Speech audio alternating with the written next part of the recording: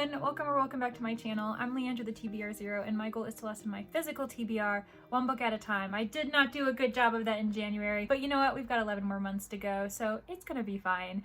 In this month, I ended up reading 13 books. I DNF'd 3 books as well, which we will discuss. And there are some statistics that I really want to talk about too. We had a great month overall though. We had TBRathon, so reading sprints. I made so many new friends. I had a couple 5-star reads. It was just a month of joy and community, and I'm so grateful to you all. On top of the fact that I'm grateful that I am very close to 1.5K subscribers. AKA 1,500 of you who enjoy my content, enjoy my presence on the internet enough to subscribe to my channel. I am just over the moon. I can't believe that we are so close to reaching that goal, because to be fully transparent, that actually was my goal for the entirety of the year in 2024. And since we're so close to hitting it already in February, well, I suppose we're gonna have to set another goal, and that makes me very nervous because I always like having goals that are very achievable, because I don't like to put myself out there very much, and we're gonna have to put ourselves out there a bit, but we're gonna see. I'm not gonna name my goal at the moment because I still don't really know what that goal is, since we haven't even hit 1,500 yet, but because it's coming close, I wanted to make sure you all know how grateful I am. So yeah, thanks so much for being here. Even if you've been a passive subscriber and you've just been watching my videos, maybe you're liking them, maybe once in a while you comment, or you're not even someone who has a YouTube channel and what you have been doing is watching my content anyway. So just thanks everyone, you're so nice. All right, so the way that my wrap-ups are gonna go, I think I'm gonna make it a bit more statistic heavy, just because I like to see what's happening as far as my books, the demographics, and everything else in between goes. I also want to be a bit more conscious of a reader, keeping track of like the gender ratio of how many BIPOC or LGBT plus authors I'm reading, where I'm getting my books, and everything else in between. So it is going to be statistic heavy before I lead into the books I actually read. And then every single month, what I want to do is create like a kind of ranking system, where at the moment it's going to be very obvious what these 13 books are all kind of set up to look like, but once we throw in February and March and seeing where they slot in amongst all the reads, it could just be a very fun process as the list grows and grows and grows. So of the 13 books that I read, I did mention that there were 3 that I DNF'd. So of the 16 total I picked up, I had a percentage of almost 20% of the books that I was going to pick up I put down, which is totally fine. I actually think that that's a healthy ratio, where I'm putting down 20% and then finishing 80%. Like, that's exactly where I want to be, especially because the 3 books I put down, if I hadn't put them down, maybe my grand total of books read would have been lower, because I would have been kind of like trudging through them, forcing myself to finish, rather than getting to other reads that I enjoyed and could read more quickly. 3 books that I DNF'd though include, unfortunately, 1 TBR backlist book, but that's okay. I'm glad I tried it. That's kind of the point of this whole process. That is Stranger Things Happen by Kelly Link. Now, this isn't a new to me author. I loved her collection Pretty Monsters. This is another collection. It features a lot of like suspense, horror elements that are supernatural in nature, and a bit absurd as well. There's a lot of surrealism going on too. I didn't even get through the first story because of 2 scenes that I just like could not get past, and they made me extremely uncomfortable. One of them involved the discussion of incest, and another one included cat mutilation, and after that, I was like, I really don't think I'm in the mindset to read Kelly Link's books at the moment, and so I DNF'd it at page 18. The next book I ended up DNFing was one that I did get through almost to the end, 200 pages worth, and that was Death Under a Little Sky by Stig Abell. Now, this was gifted to me by the publisher, and it is a soft DNF. I do want to read it, but I think that the issue I was having was that I was reading it at the same time as another book that has a very similar narrative style, and that was In the Woods by Tana French, and I couldn't juggle them at the same time. And so maybe in February or later I'll pick it up again, because I do want to see how the mystery ends, but it is a slow burn mystery, just so other people know. So yeah, I DNF'd this at page 200. And then finally, the 3rd book I ended up DNFing this month was There's No Way I'd Die First by Lisa Springer. Now, this was a YA horror, specifically a slasher, and I was way too excited about it. Last year, I ended up getting the NetGalley arc, and I just didn't have time to prioritize it. So this year, because it's already been published, I had access to the audiobook as well. I was listening to the audiobook, having a fine time. There were some elements that I really wasn't impressed by, and then this one scene just made me put it down forever at about the 40% mark. So this one follows some very privileged characters, which is really hard to juggle because we have this great diverse cast of characters as far as BIPOC representation and then LGBT plus representation too. So the fact that they were so financially privileged and so oblivious to issues going on in the world, that they were seeing their friendships more as connections for marketing and promotion, the fact that our main character, Noelle, she had the question of whether starting a podcast was a good career choice for her, a 16-year-old who hasn't even finished college. She might have been 17, I don't remember. And I really couldn't relate to them, and I found them all insufferable. I didn't care if any of them survived, which you have to at least want one or two of them. I know it's a slasher, so the body count's gonna be high, and an author doesn't want you to be too invested in all of these characters, but like the main character, she can be gray, but you still want her to survive, and I just didn't feel that connection with Noelle. Then the main event that just made me put this book down was that they're in this mansion that Noelle's family owns. There's a killer clown running around trying to kill everybody, as they do. And we have Noelle and her love interest hiding in a closet when they see the killer coming in, and it's a scary clown, of course. And they're like, oh my gosh, is he gonna see us? Is he gonna kill us? And while they're waiting for him to like open up the closet doors and like just slash them apart, instead he pulls down his pants and defecates in front of them. And then he leaves. What the heck? I was so startled, especially because this is an audiobook. So to have that in your ears, I could not cope with it. And so I had to put that book down immediately. And that's why that was my third and final DNF of the month. So now that the DNFs are out of the way, we can kind of talk about the statistics as far as the books I did read. My top publication year ended up being 2023. That's not a surprise. I read 7 books published in 2023. A lot of times because I was trying to catch up on Nat Galley arcs, a few finished copies that were gifted to me, and we aren't even very far into 2024 yet. So I'm sure that as the months go by, 2024 is going to be the publication year that wins out, because that seems to be what happens every year. My top year in 2023 was 2023, and so on. As far as other statistics go for genre, I ended up reading 3 mysteries. They kind of do blend into thriller and suspense, I'm sure.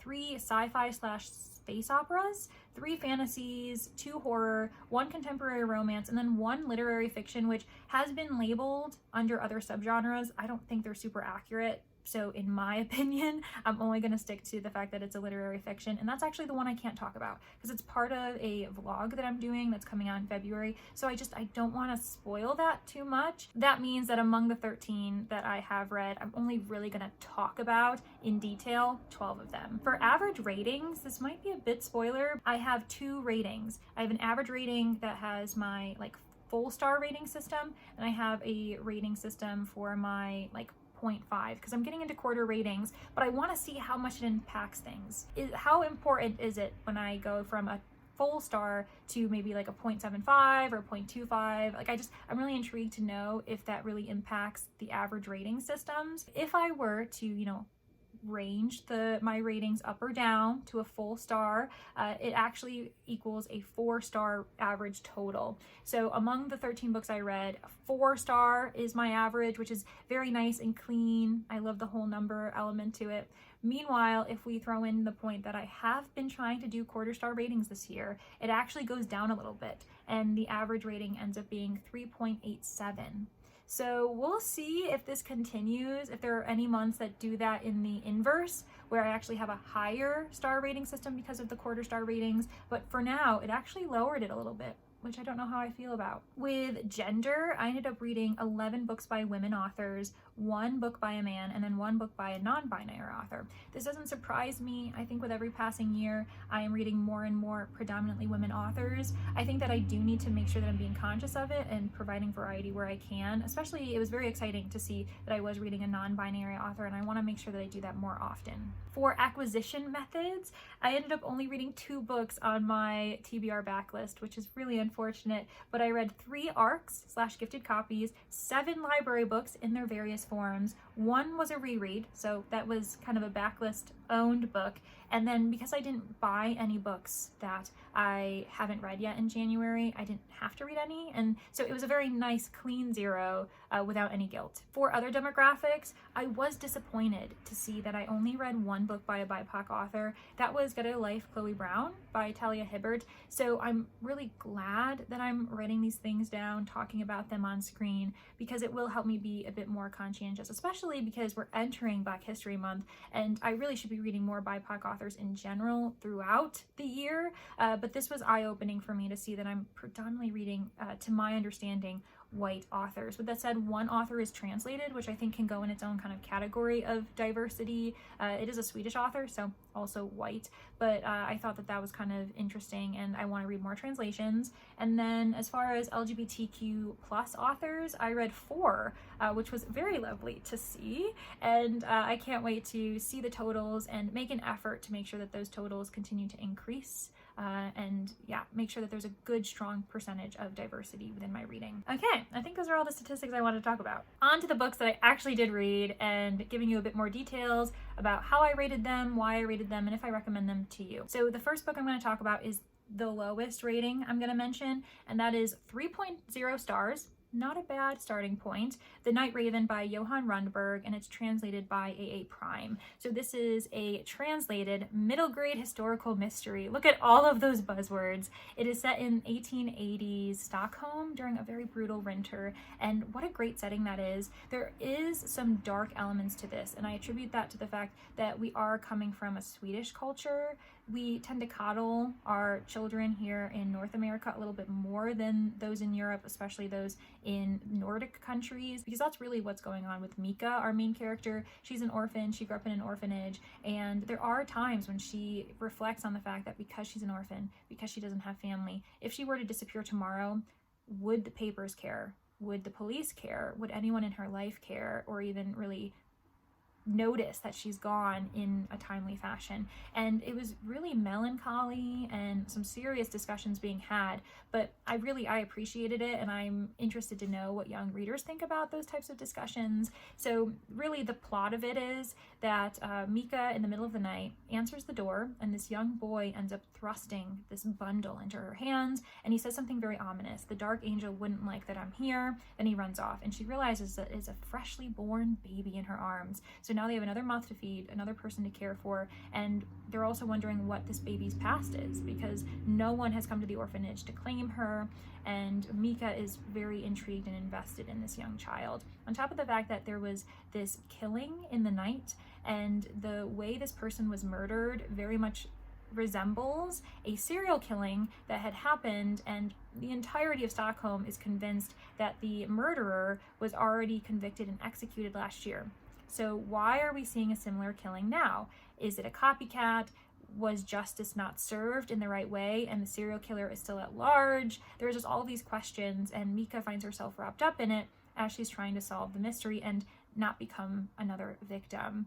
I really appreciated it. There's a lot of discussions on the Industrial Revolution as well, being in the 19th century, and discussing progress and how it's negatively impacting the working class and the poor, especially during this time of strife where everyone is just trying to survive the winter and make sure they have enough firewood and food on the table. While I have so much praise for this book, I also had some issues with the plotting of it. It's very short, and so we don't get too many explanations. I was surprised to see that Mika has connections in like the kind of underworld black market. I was not seeing that coming.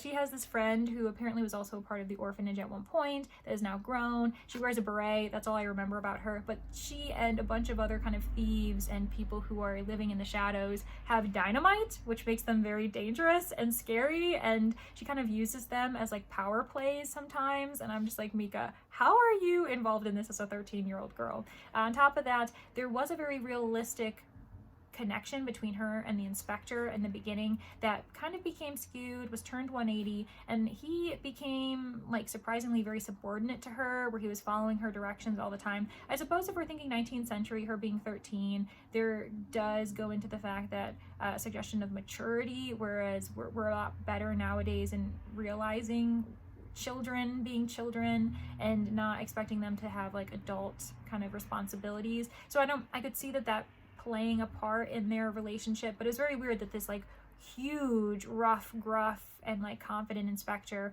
was like following in her lead. It was very odd. And one thing to note too is that Mika is very much a Sherlockian amateur sleuth, where she comes up with solutions in obscure ways that like isn't super fair play. Like there's really not any way that we would know some of this knowledge unless we have a good understanding of Swedish history, I suppose, but also just the working elements of her background and like the world she lives in.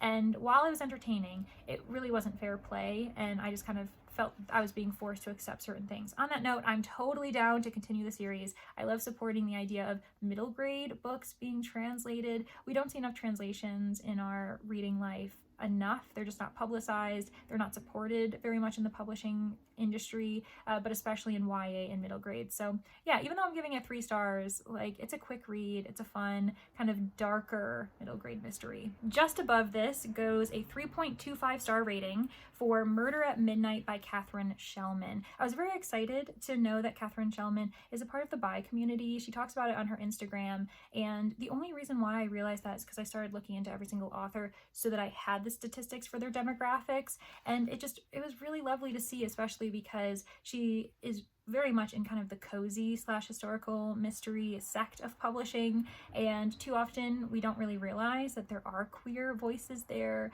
And anyway, I look forward to supporting Katharine Schellman in other ways, especially because she's been very thoughtful in discussing how biphobia has impacted her life and how she now only very recently feels as though she can be a part of the pride community.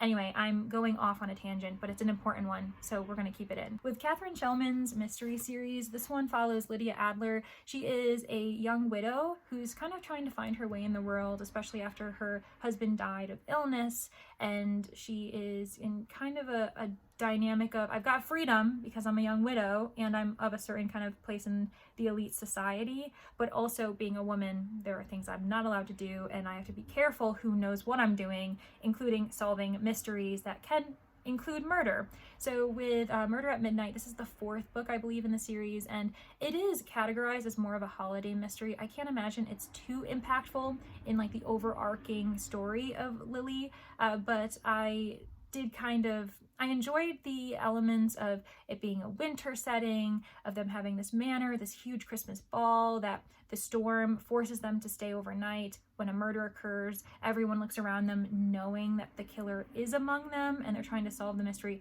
before they all die. There's all this scandal that leads to kind of class distinctions and social expectations, and all of that was really fun. It was just a bit of a slow mystery for me, and I think that's because I just don't tend to vibe extremely well with Christmas / holiday mysteries. They're really fun. I do tend to read maybe 1 or 2 a year. Rarely do they get higher than like up to like a 4 or 5 star for me. So that's more of a me thing. I know that I'm not as into it. With that said, I totally do want to try more of Schellman. I want to try Lily Adler again because she did intrigue me as a main character. I might start at the beginning, because also with transparency, this is my first experience with her, and so I know I probably should start at the beginning there. Also, there is The Last Call at the Nightingale, which is by Schellman. I didn't even realize that, and that's a book that's been on my list for a while to try because the cover's gorgeous, and book 2 recently came out, and I am intrigued by it. So 3.25 stars is totally fine. I do attribute it mostly to the fact that it's a holiday mystery though. The next 2 books both got 3.5 stars, and I was kind of juggling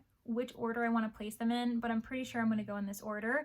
Dead Voices by Catherine Arden is just above Murder at Midnight. This is a middle grade horror. I do happen to have the book, so I'm very proud to say that that was one of my 2 TBR backlists. This is the 2nd book in the Small Spaces series. I did give Small Spaces 5 stars, mainly because of the vibe. I am a sucker for autumnal horror reads, and so it hit all of the feels for me. I really love a Scooby Gang, and that is definitely what Ollie, Coco, and Brian are. They return here, and there is a bit of a change to the narrative style.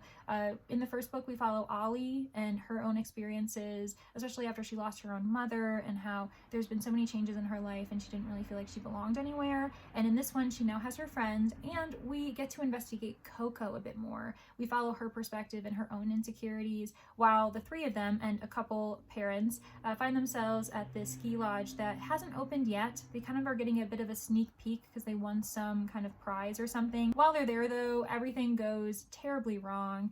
The winter storm has increased so much that they can't even leave. They are snowbound. So we're seeing a theme here. It's January. Of course, I'm reading a bunch of wintry reads, and there are some kind of ghosty figures that are sending them warnings. They're not really sure which ones to trust. So they're told to not listen to the dead voices, don't look in the mirror, and also don't go into closets. I really did find this to be an atmospheric read. I loved how cold they all were. As the night progressed, they got ever colder, and it really like made me want to bundle up in a blanket. The reason why it's only getting 3.5 stars for me though is because there were some conveniences in the plot that I just felt could have been more complex. This isn't a spoiler because I believe, to my understanding, he's going to be the overarching villain throughout the entire series. The Smiling Man in book 1 returns in book 2, and the way he enters the plot, I just felt like it was a bit obvious, and I was really surprised that the characters didn't recognize him or understand why how he was messed up in all of these things. So that was kind of convenient. And then there were some familial issues that kind of were bringing up tension within the friend group, and that never really got addressed, especially in the end when they kind of, wrapped things up. I was like, wait, but this was a huge issue that I think you would still think about, and no one was really talking about it. That's why I'm going to give it 3.5 stars. I will say that I'm going to continue the series. I really like the fact that this is a quartet, that every book has a different season in it. So book 3, Deep Waters, is set in the spring, and Jess from the Hex Library read Dead Voices in January with me as well, and then she proceeded with the series, read Deep Waters, and she let me know that it was very different in the best way.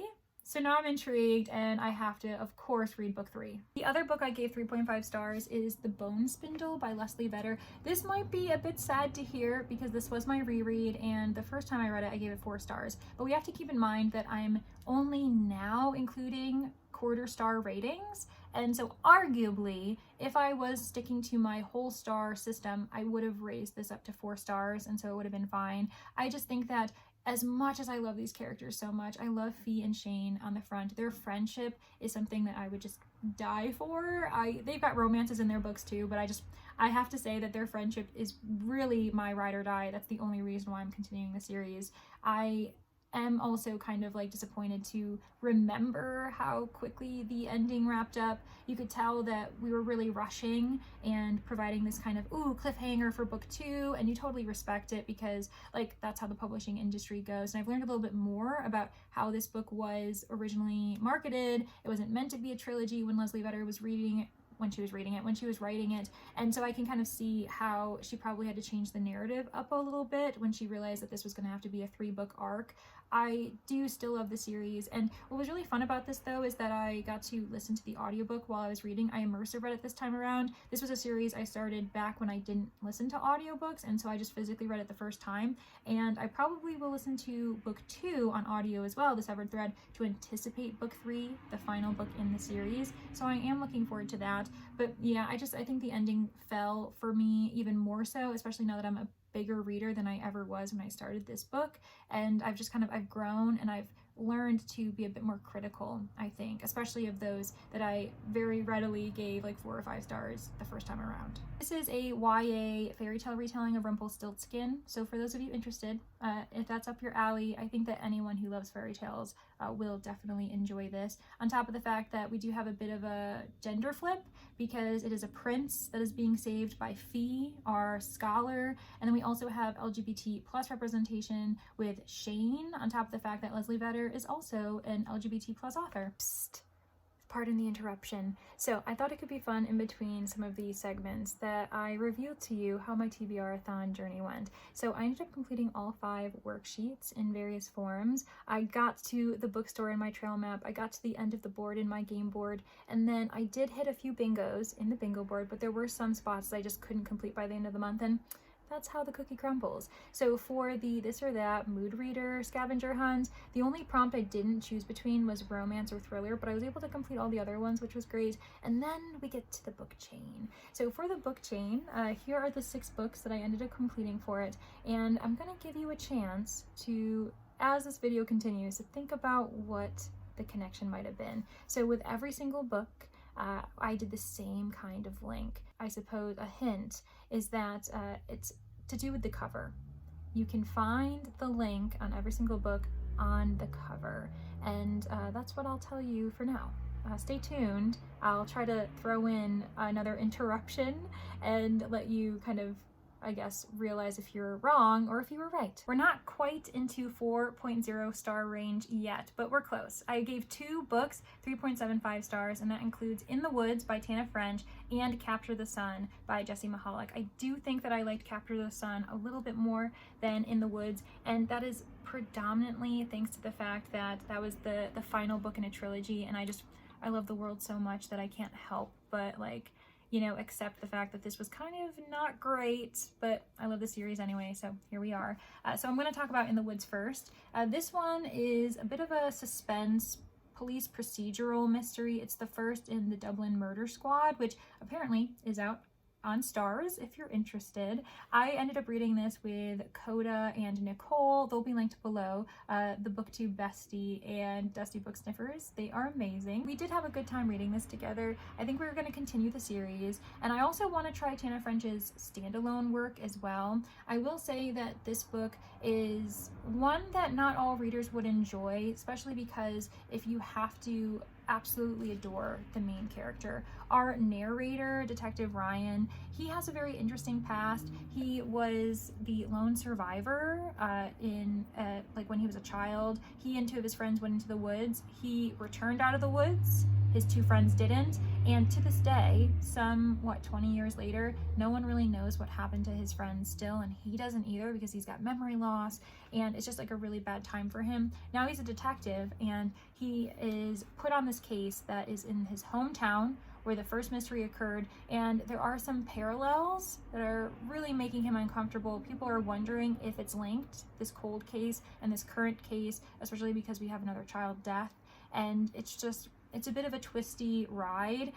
Detective Ryan, I do love his Detective Ryan is an interesting main character. He isn't great though, as far as his own choices. He has a lot of growth, I'll say, that he needs to get through, but his main detective partner, Cassie, is literally the best character ever. I loved her so much, and I am going to be interested to see if we see them as the series continues, mainly because it seems as though the series follows a new detective, a new team, every single book. I could be lying to you, I have no idea, but that's the gist I got from it. The reason why it's getting 3.75 stars is because the writing is excellent. You can tell Tana French is a great writer. She really knows how to set an atmosphere, set up characters, make sure that you're thoroughly invested in characters and you know them through and through, which is just excellent. But with that said, this was a very predictable mystery for me. The culprit, very early on, as soon as we met this person, I was like, yep, they're someone I'm not going to trust. I know that this is probably the way it's going to end, and I was right. The one thing I didn't predict were some of the other kind of twists in the end, as far as like the characters and the case, specifically like that's more about kind of law and procedure, and that ticked me off. I was so mad when I saw some of those twists because it affected the ending in such a brutal way, but I do want to continue the series, and yeah, maybe Nicole, Koda, and I are going to be reading book 2 soon, potentially next month. I don't know, we haven't talked about it. As I said, just above that one is Capture the Sun by Jessie Mihalik. This is the 3rd book in the Starlight's Shadow series. The first book is Hunt the Stars. That one will continue to be one of my favorite books, I think, of all time. I loved the themes of it. It was super fun. This is a space opera romance. There's a lot of action, and it really does follow these 2 crews of different species that are still healing from this war that is just festering wounds and PTSD and everything like that, and they have to trust each other while also falling in love with each other. So this is the 3rd book in the series, so I can't talk about it too much as far as the overarching plot goes, but we do see an end to it, but also maybe a suggestion that we'll get some novellas, or maybe a few other characters getting their own spin-off series. I don't know. Jessie, let us know what's going on. But basically this follows Alexi and Nilo. We see them featured in book 1 and they are pretty absent in book 2, so I was really excited to get back into them because immediately I saw their chemistry and I was like, I am into this. I really want to see their, you know, love story play out. And as much as I adored Nilo, he's so thoughtful. He is a Voloth, so this is like a human Voloth romantic situation in every single book. And the Voloths have such an interesting culture, their own kind of societal norms, social expectations, continue to be really interesting to learn, especially in this book. We learn their etiquette as far as like what food can mean to each other and how you kind of show your feelings towards each other with how you interact with food, and just that was really lovely just for a bit of a sneak peek, on top of just gestures, language, certain words you use and the emphasis you can put on them, and consent. That's the one thing that's been great throughout the entire series, is that the Voloths have such a great understanding and respect for consent in various forms, not just for your fellow person, your loved one, but friends, family, the environment, other creatures. It's just honestly, like, this is why I'm going to continue to reread the series, even though this book wasn't as great, and it's mainly because Lexi's the worst. I really cannot express how annoying she is, especially because she's one of those characters, and there is a bit of a theme, which I didn't mention yet, even though I did talk about one of these books, that I've realized in January I've been reading a lot of dumb main characters where they just literally cannot see the most obvious thing in front of them, including Nilo basically giving her his heart every single day in this book, and her being like, I don't know, he could be lying, you know, like, I don't know if I can trust him. And I'm like, oh my god, Lexi, like, you're not gonna be able to trust me because I'm gonna freaking kill you. So anyway, I adore the series, adore Nilo in this book, but Lexi is the worst. She is not a great main character, and I think she could have been better written in a different mindset, because there are reasons why she does have trust issues. She has PTSD from the war. She's also had negative experiences with other Voloths. Her family situation wasn't great until she ended up finally finding like an adoptive family that loved her. So like there are good reasons, but it wasn't really written in the way that I think it really expressed. Like, I feel like it would have been better if she knew about her trust issues, being like, I know that he cares for me, but it's just going to be really hard for me to bridge the gap. Whereas her just being oblivious, that it just didn't work. The other dumb character is actually Detective Ryan. I should have mentioned that. These two have really dumb main characters, and I'm just like, how do you function in the world? Because you don't know anything. We're finally in 4.0 range with Get a Life, Chloe Brown by Talia Hibbert. This got a solid 4.0 stars, and I am so glad I read this for the read-along for TBRathon, because it really got me into trying contemporary romance again. I had a really rough time last year. There were some books that I absolutely adored that were contemporary romance, but the most recent one that really impacted me and prevented me from reading another one was Happy Place by Emily Henry. And so thank you, Talia Hibbert, for kind of, you know, getting me back into it and feeling in the mood for romances again. So with this book, we have Red and Chloe, and they really provide a great, diverse, thoughtful couple. Red is a young man who has experienced his own trauma as far as being in a, you know, domestic violence situation, domestic abuse, and it's really interesting to show the flip that a lot of times I think we stereotypically believe that domestic violence, domestic abuse, emotional and mental abuse come in a heterosexual relationship from the man to the woman, but that doesn't have to be the dynamic. It can be flipped, and so I really appreciated seeing that representation on the page.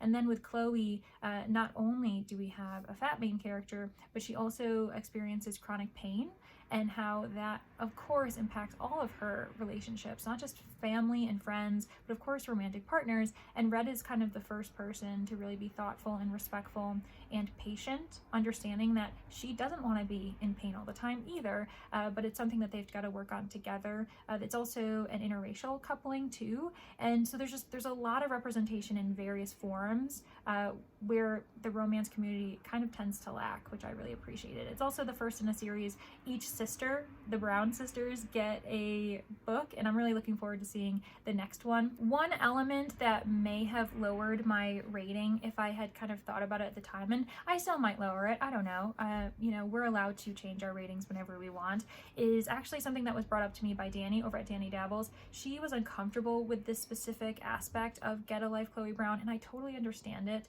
and it does make me kind of question the double standard of what we kind of have been talking about. So with the domestic abuse, understanding that having it be gender flipped to what we, you know, are typically told in society, that it's always a man towards a woman, there's also a gender flip in voyeurism. So Chloe lives across the way from Red, she's able to see him through the window, and she does kind of feel a bit of guilt being able to watch him, and it ends up being smoothed out because Red ends up kind of enjoying that experience when he discovers that she's been watching him. But if we're being honest, that's not something that really should be supported, whether it's a man watching a woman or a woman watching a man, because the person watching, the whole idea is that they think that they aren't being seen. So there's a bit of a power dynamic being involved, and so I understand the kind of ickiness that plays at, and I feel as though if I reread this, I would also be eyeing those scenes a bit more critically than I was the first time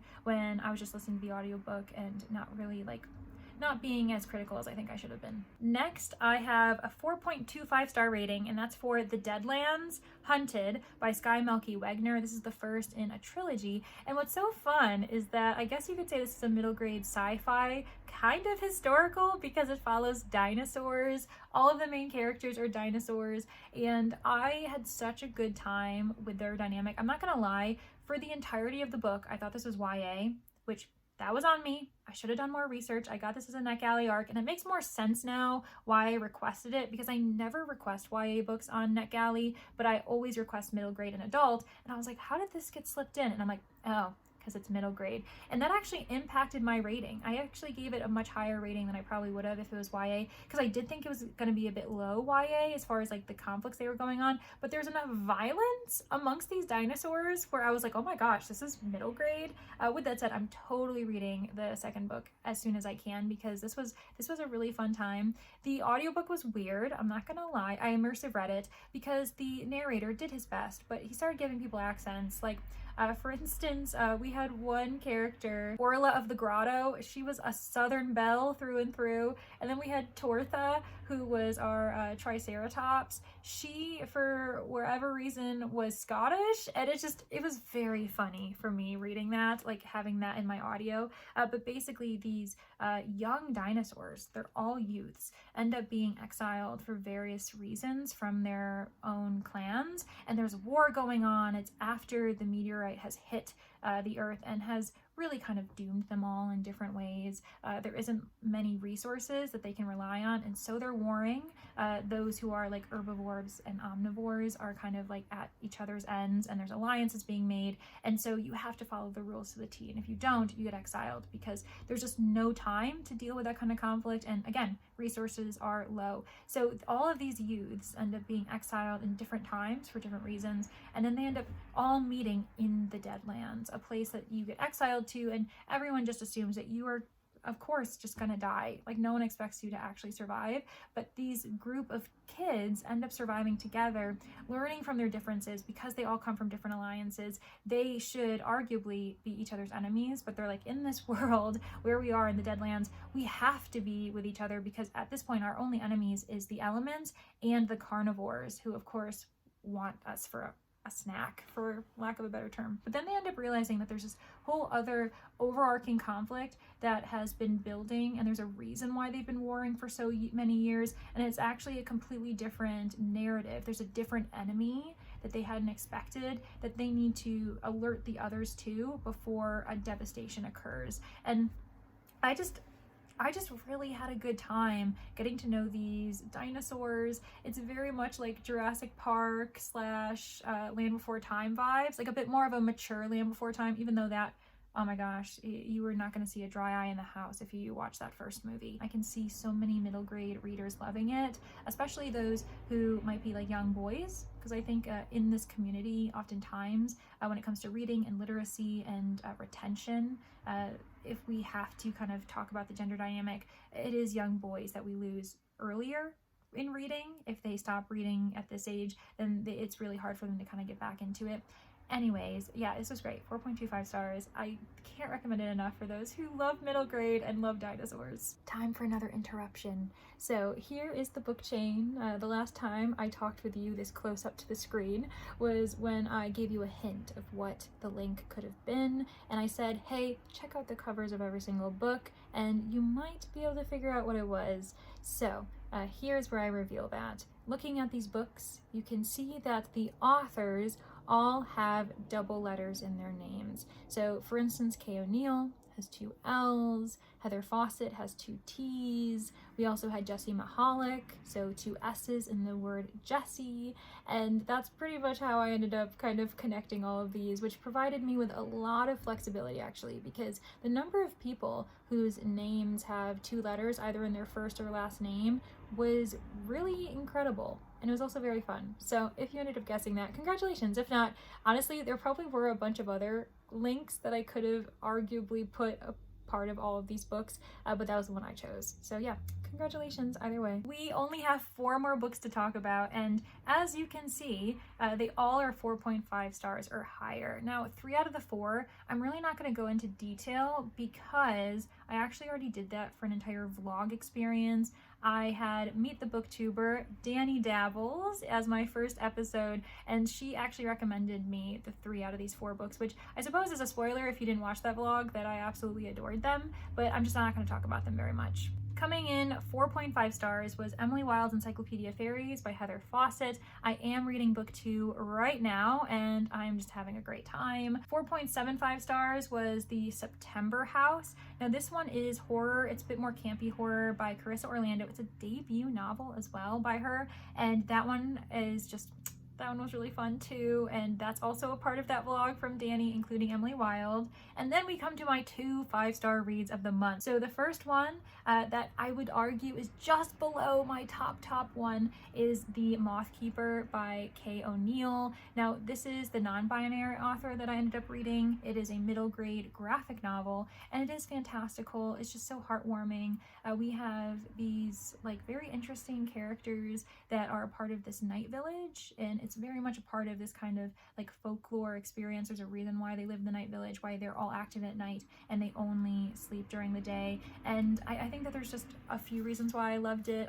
It was a very interesting perspective on what it is to have kind of the nightlife and live at night, and it just made me remember how as a child and throughout most of my adulthood, my father worked nights.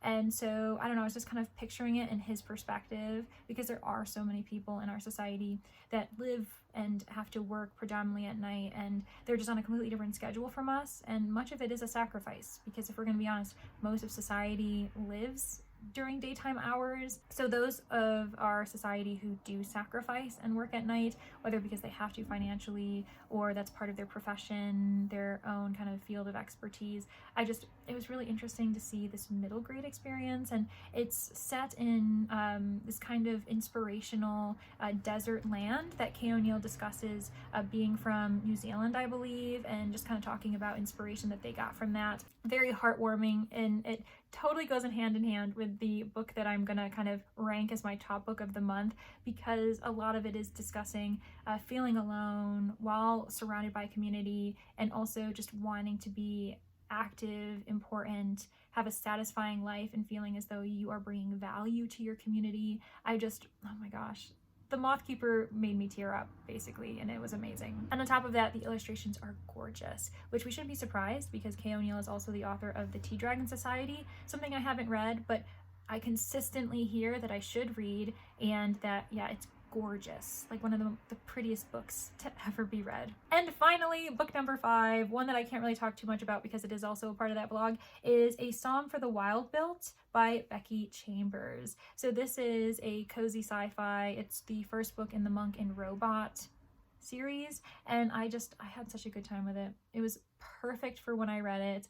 Would I maybe have different feelings on a different day? Potentially, but it gave me all the feels. I felt heard, I felt seen. It had cli-fi, which I absolutely love, in a very kind of quasi-melancholy growing kind of perspective. I don't know, oh my gosh, it was great. Yeah, you have to go watch that vlog because I had such a great time. If you want to see my thoughts on Emily Wilde, The September House, and then A Psalm for the Wild Built, I will make sure to link it below. All right, so those are my rankings. You can see that at the bottom right now is The Night Raven. At the very top is A Psalm for the Wild Built by Becky Chambers, and then everything else in between. I am really excited because at the moment it doesn't seem that impressive, but with every passing month, as I add books to this ranking system, I think it's going to be really cool, and there's going to be some debate about whether I should have a book above or below another title. And as a reminder, I'm only showcasing 12 books. I read 13, and I'm gonna have to, in February, hopefully remember to mention that book once the vlog is out,